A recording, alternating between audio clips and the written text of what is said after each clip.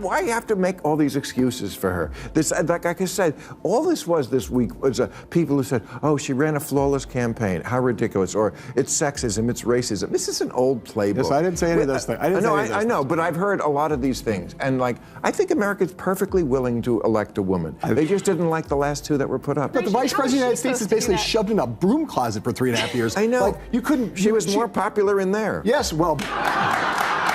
I mean, this idea that the idea in a mass media age that 107 days is not long enough to know somebody. You are way overestimating the American people in terms of what their ability. No. You have someone like Donald Trump has become a universally known, understood, loved by some, hated by others over the course of being omnipresent. Yeah. MSNBC is still struggling to swallow the fact that Kamala Harris lost to Trump. Since last November, they've been in full meltdown mode, throwing out excuse after excuse. But Bill Maher isn't having it. The comedian just tore apart their worn-out narratives, shaking up the cozy media bubble. If you love blunt political truth, stick around. This is going to get fiery. The Democrats need a social media platform, this is for you, John, of their own to combat the Republican influence on Twitter. Well, I mean, I don't know, but Twitter, it's funny, it used to be completely left. Then Elon said, I'm going to take it over, so it's going to be 50-50 right down the middle. He didn't do that.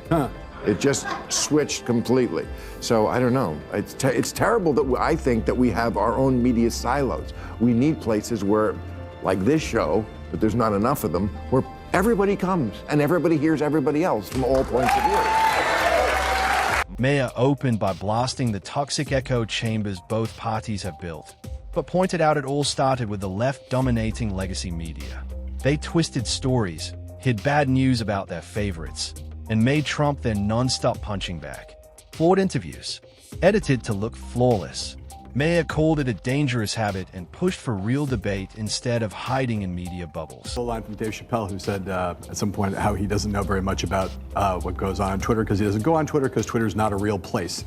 That's sort of how I feel about Twitter. And Twitter, not only is Twitter not a real place, but it's become a toxic cesspool filled with nothing, not about right, it's not about conservative, it's just filled with misinformation, disinformation, and conspiracy theories. So I would rather not have the left replicate that if that's what's required.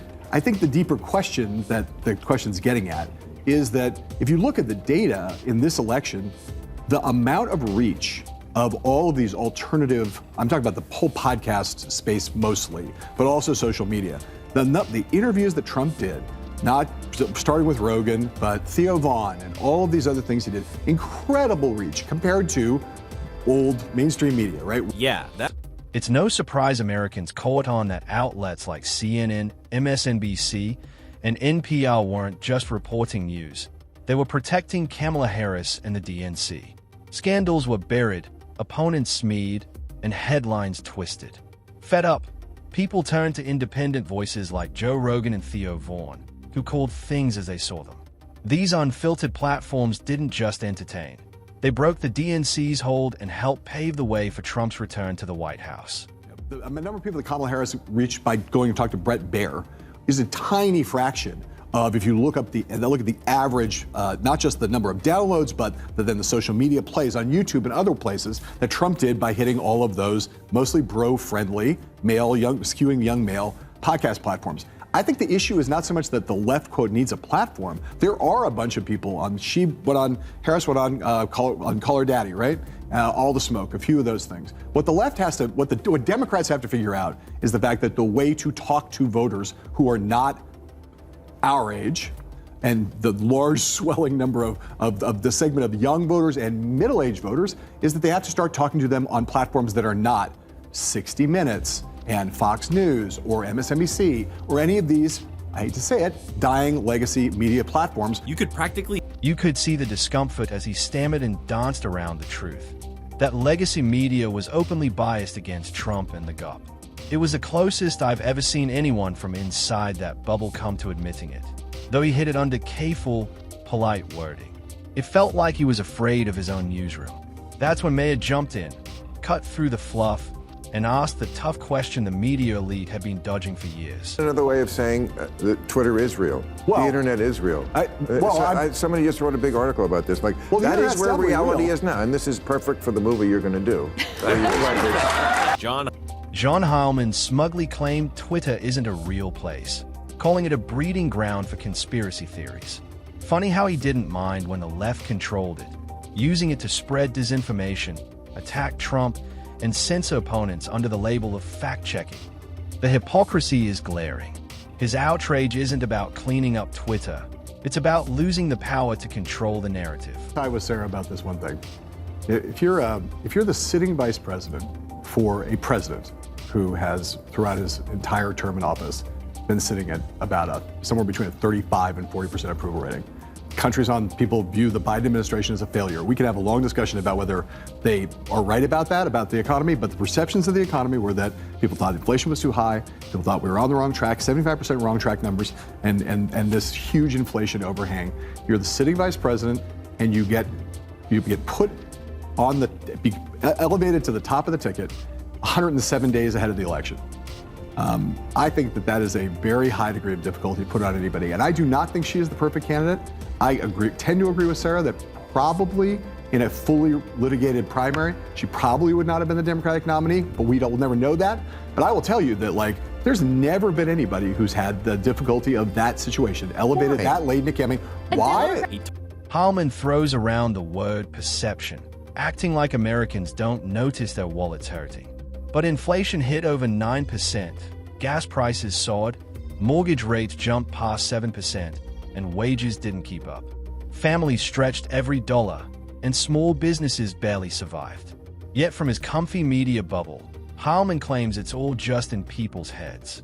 It's insulting and out of touch, exactly why trust in these experts is fading.